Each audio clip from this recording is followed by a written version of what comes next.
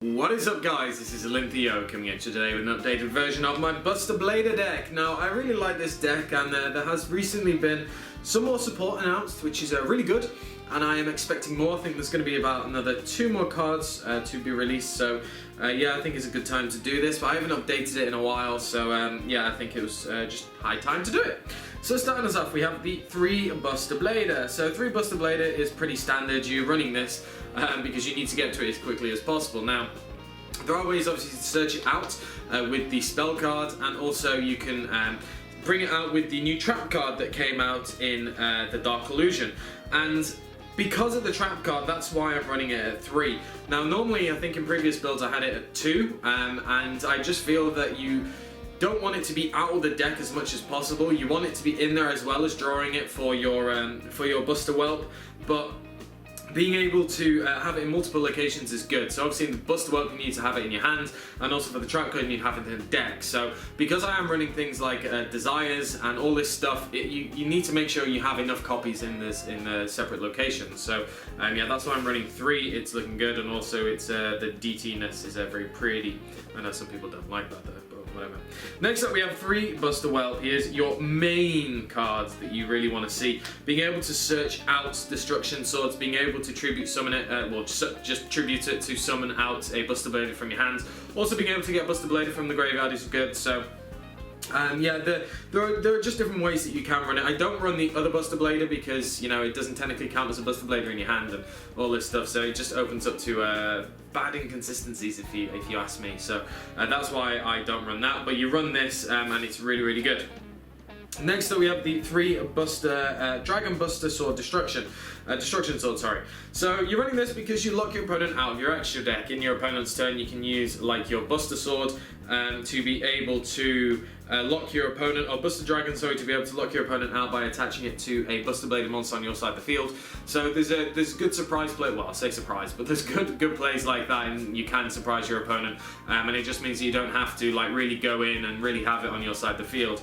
And the really good thing about this is you can equip it to a Buster Blader from your hand and then special summon it instantly to be able to go into another level 8 synchro. So a lot of the plays you'll be going into a Buster Dragon, then you'll special summon the Buster Blader out, have this in your hand, attach, so on and so forth, then go into another one. So that's why you run it at 3. It's really good. It's also a good lore target too. Next up we have 3 Synchron Resonators. So this card is seriously important in this deck and the explosive plays that you make, simply because a lot of the times you're going to have a Synchro on your side of the field with the Buster Dragon, and then being able to just special summon this card. Its effect is when you control a Synchro monster, you can just special summon it from your hand. Being a level 1 tuner is obviously good because your Buster Blader is level 7, and also it being a dark is another good lore target. So that's why I run this at 3. It is good. The 1 Global is really good in this deck because obviously you can discard it through other means, but it means that you can just do like multiple synchros just off 1 card, so that's why I really do like it. Global is very good. And then finally the 2 other monsters are 2 Maxi. Maxi is good because you're probably going to be wanting to go, well you do want to go second in this deck normally, but you can go first, but Maxi just applies a lot of pressure to your opponent in ways that sometimes you can't, and it also helps you to get to your combo pieces quicker. So that is why I am running it at the max amount, which is 2. Let's go on to the spells. We have 3 Alloy Darkness. As I said, I have, I think it was 6 Darks in here, and it's just basically just to get you to your combo pieces quicker. That's why I run 3 Alloy. You could technically run 2 if you're running out of space, but I like it at 3 just as an option to be able to see it, to be able to really dig through my deck. Next up we have 2 Pot of Desires. As I said, you want to get to your combo pieces very quickly, and Pot of Desires allows you to do that. I am running multiple copies of a lot of different cards, a lot of the combo pieces, so banishing a couple is not bad at all. I've only in testing had 1 time where I banished all of my Buster Bladers, and that's just statistics. If that happens, that happens. There's not really much you can do about it. Then we have 2 Destruction Swordsman Fusion. Obviously this is one of your main fusion cards. To be able to just apply pressure with your opponent, being able to discard it, to easily get it back as well is good. So running it at 2 is fine. 1, you don't see a lot and you are susceptible to banishing it with Pot of Duality, not Pot Duality, sorry. Pot of Desires, I completely forgot its name. And also, if you run it at 3, you're going to see it too much, so that's why you run it at 2. And it can be searched too. 2 Resonator Call, I think it said Red Resonator then, I'm definitely not playing that one. 2 Resonator Call, this is just to search out your Synchron. Having 1 is fine if you really want. I like it at 2 because Synchron is just a very important card for the deck to be able to make those explosive plays, so that's why I run it at 2, and it works pretty well, to be honest. Next up, 2 Emblem of the Dragon Destroyer. I can't even speak today. Emblem of the Dragon Destroyer. So this is just simply you search out a Buster Blader card. Well, your Buster Blader, the standard one, the original OG. This is just here because it helps me to get to like my Buster Whelp plays. If I have Buster Whelp in my hand, then I can just be like, okay, well I have Emblem, so I can get to it easy. It's also a good discard target and also just a bluff target too if you really want to use it at that. But yeah, it just does help. It's basically thinning the deck. 2 cards of Continents, so you have 6 targets for these, the Whelp and the other Destruction Sword, so it makes sense to run it. Now you might be thinking, well, you're starting to do a lot of cards, you're just getting them out of your hand and you're going to run out of combo pieces. Well, that's why you kind of sparingly use it. You don't just get rid of them all straight away, and you just need to be very careful of what you're actually using your resources for, so that's why I run it at 2. Twin Twister, make standard pretty much because you want to be going second, you want to make sure that you're not susceptible to any back row, so that's why I run the 2 Twin Twister. As I said, you've got a lot of things that you can discard, a lot of searching cards that you might not want to use or anything like that, so that's why we run Twin Twister. 1 Raigeki just to clear the board of any annoying things, like if your opponent has like the, you know, I don't know, a Dark Claw or anything like that, it just, you know, making ways so that you can really push through. Obviously your main Buster Blader Fusion can't attack directly, but this is just used to bait out any certain card or anything like that, and you know, Raigeki is good. 1 Soul Charge because it's ridiculous in this deck. Being able to just build boards and your opponent has to try and break them is really good, and if you can see it first turn, if you are going first, it's obviously very good. So yeah, Soul Charge. 1 Return of the Dragon Lords. Now, you don't really use this very often. You can get your Buster Dragon back, but it's mainly just to kind of protect it more than anything to get it back. So as I said, you can get it out of your hand in different ways, like with Twin Twister or so on and so forth. But it is just here to be able to just add a little layer of protection. You can remove it if you want. I quite like it at 1. It works out really well, and if you can bring back your Buster Dragon with it, it's pretty ridiculous. Next up, the 1 Foolish Burial. This is here just to get rid of any annoying cards. And like it's always a good one to use Buster Blader for this, but you can put like your Destruction Whelp in there if you so wish to be able to attach it with the Buster Dragon. So yeah, it does make a lot of different combos. Final spell is 1 for 1. 1 for 1 is just really good to be able to get to your Buster Whelp and any of your other level 1s that you do need to get to. So that's why you run it, and it's just a really important card. Next up, going on to the traps, we have 3 Destruction Sword Memories. This card is insane. This is why I like this deck. So it's basically, if you don't know what it does, it's a trap card. Discard 1 Destruction Sword card, so it doesn't matter what it is. Special summon 1 Buster Blader from your deck. You can banish this card from your graveyard, fusion summon 1 Buster Blader, the Dragon Destroyer Swordsman from your extra deck by banishing the materials listed on the card from the graveyard. So you can see how good this card is. It's also not a once per turn effect, which is absolutely amazing, and the whole thing of you can't activate it the turn it's sent to the graveyard, so that's why I really like it. It's really good for that, and it just means that you can do it in your opponent's turn, bring out the Buster Blader if you so wish.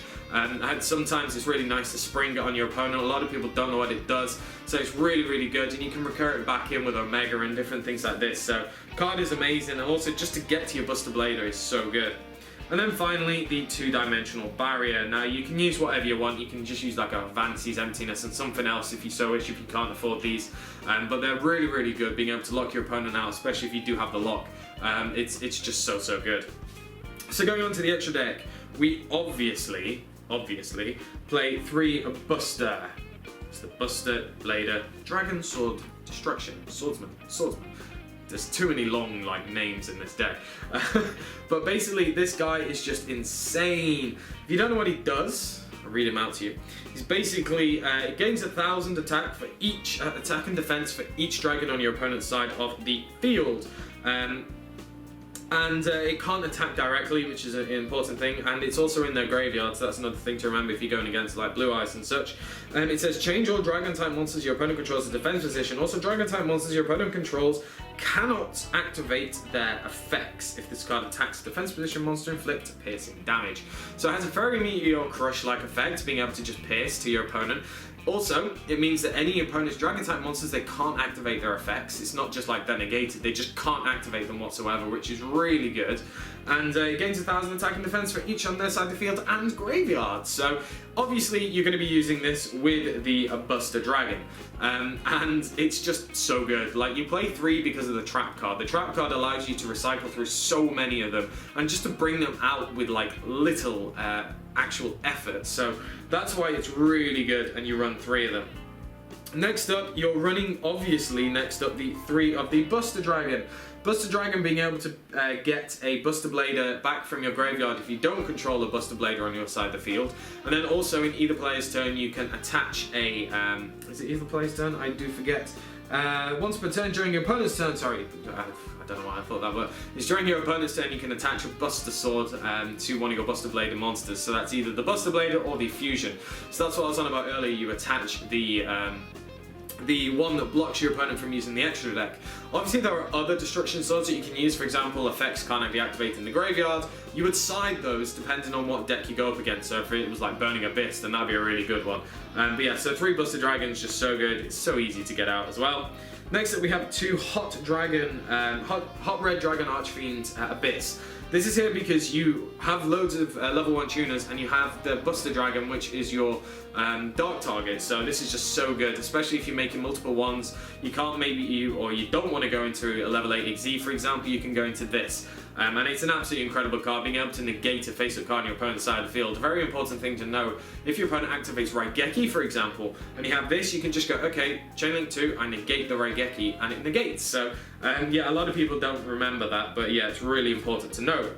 The 1 Psylord Frame Omega. Omega's obviously really good. You can make it easily and you can put combo pieces back in. If you do, for example, the Zaya's away, annoying cards that you do need, you can put them back in with Omega, so that's good. The 1 Void Ogre Dragon, you can make it, it's fine. The 1 Beals, again, you can make it. And then the 1 Scarlet Red Dragon Archfiend. This is an important one to have, just if you do need to blow away any of your opponent's monsters, is really good. And yeah, so they are the level 8s, and then finally the 3 XZs that we have are the Hope Harbinger, the Felgrand, and also the Sylvan High Protector. These are here just because these are some alternative cards you can go into. A lot of the time you can make like 3 Buster Dragons, for example, and get out a Buster Blader or the Fusion. So natural thing to do is leave 1 of the Buster Dragons and then overlay 2 of the Buster Dragons into, for example, a Hope Harbinger, which is really, really good, just because you can just, you know, protect your boards from spells and all of this stuff. So it's all about locking your opponent out. So that is it, guys. That is the deck profile. As I said, I really like this deck. I was kind of a favorite as soon as I saw this. But then when the trap card came out, I was just so excited. I was like, does that trap card actually do that? That's ridiculous. Being able to just summon out a Buster Blader and also summon out this guy for basically free. So you will be seeing obviously more of this deck once the new support comes out. I'm just keeping hold of it, of course. And it is a really powerful deck. So I'll show you some replays and then you can see for yourself. So that is it, guys. Let me know down in the comment section below what you think of the deck. Make sure to give me a like, comment, subscribe, and I should catch you guys later.